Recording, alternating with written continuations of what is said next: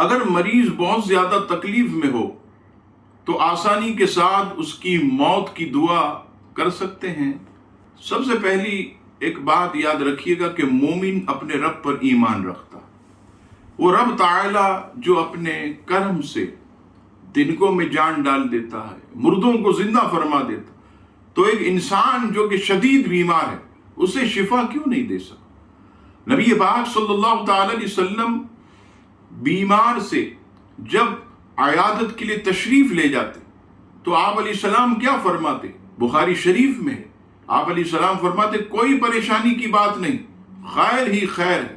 یعنی مریض کتنا ہی بیمار ہو، آپ صلی اللہ تعالی علیہ وسلم حوصلہ افزا بات کرتے، لہٰذا آسانی کی دعا کرنا، یہ مریض کو اگر پتہ چل جائے تو دل آزاری کا باعث بھی بنے۔